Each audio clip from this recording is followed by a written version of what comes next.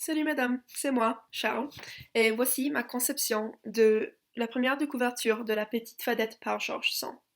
Alors, il y a plusieurs éléments de symbolisme dans ma conception, notablement le paysage. Alors, il y a l'image du soleil sur l'horizon comme représentation de la dualité. Ce n'est pas distinctement un lever ou un coucher de soleil. Cela représente en soi le message principal du livre, ce que c'est les apparences ne sont pas ce qui compte le plus. Par exemple, le personnage central, Fanchon Fadet, est méprisée à cause de sa laideur, mais elle est vraiment une fille de sagesse et d'intelligence extraordinaire.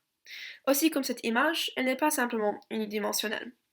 Aussi, cette imagerie de la campagne correspond au thème pastoral du roman. Il y a beaucoup d'emphase sur la beauté naturelle dans l'écriture de George Sand. La partie majeure de l'image est occupée par le ciel, ce qui représente l'emphase sur Dieu et la foi, car Sand explore sa foi à travers le personnage de la Fadette.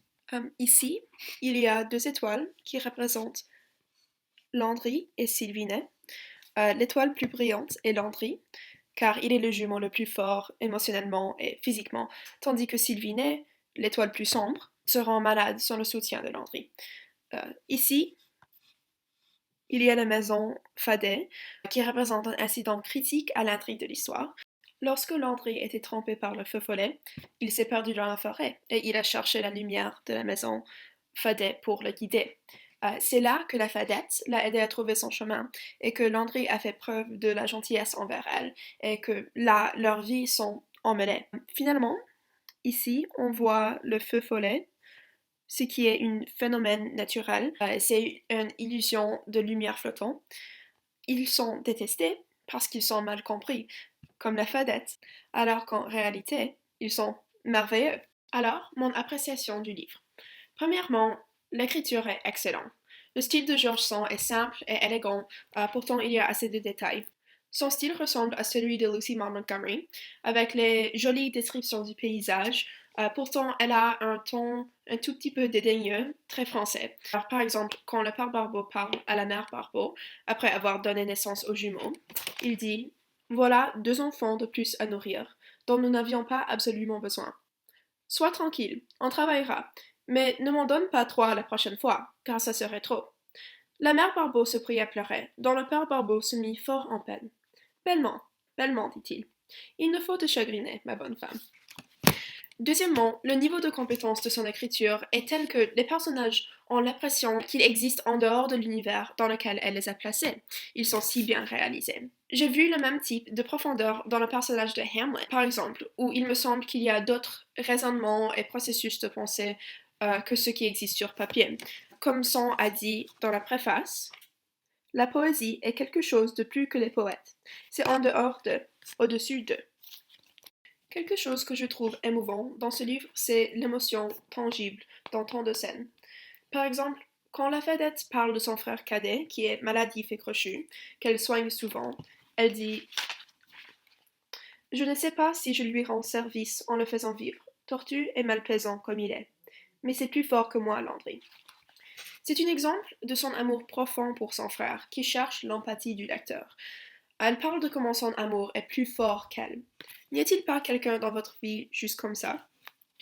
Une autre raison de lire le livre, c'est pour comprendre quelques messages qui sont pertinents à tout le monde. Il y a le message important de l'apparence n'est pas ce qui compte, mais si on cherche un petit peu plus profondément, ce que Sand essaye de dire, c'est qu'il y a la beauté partout, mais c'est à nous de la trouver. De même, il faut choisir la joie, parce que dans le fond, c'est tout dont nous avons besoin. Pour moi, ces messages sont extrêmement importants. J'ai eu beaucoup de difficultés avec ma santé mentale, et avec l'anxiété et la dépression, c'est parfois très difficile de voir la bonté dans la vie. Et c'est pas simplement un choix, mais changer votre point de vue à travers Dieu comme la petite Fadette ou à travers la thérapie comme moi, c'est la lutte essentielle pour trouver la beauté dans la vie. La citation exemplaire de cela, c'est quand Fadette dit à Landry: Moi, je sais, sans être sorcière, à quoi sont bonnes les moindres herbes que tu écrases sous tes pieds. Je les regarde et je ne méprise ni leur odeur ni leur figure. Je te dis cela, Landry, pour t'enseigner tout à l'heure une autre chose qui se rapporte aux âmes chrétiennes, aussi bien qu'aux fleurs des jardins et aux ronces des carrières. c'est que l'on méprise trop souvent ce qui ne paraît ni beau ni bon, et que par là, on se prive de ce qui est secourable et salutaire. Finalement, cette œuvre m'a permis de réfléchir à ce qui signifie aimer généreusement et construire des relations fortes et durables. Je pense au message de ce livre et je réfléchis aux philosophies de George Sand depuis des jours maintenant. Je pense que ce qui m'a vraiment frappé à propos de ce livre, c'est l'idée que nous avons le pouvoir de nous améliorer si nous éliminons le cynisme que la peine nous rend souvent et si nous travaillons dur pour être optimistes et gentils et aimants et honnêtes. C'est un livre dont je me souviendrai toujours, car comme Montaigne a enseigné à Sand m'a enseigné l'amour de la sagesse, de la raison, de l'indulgence pour les autres et de l'attention sur soi-même. Merci.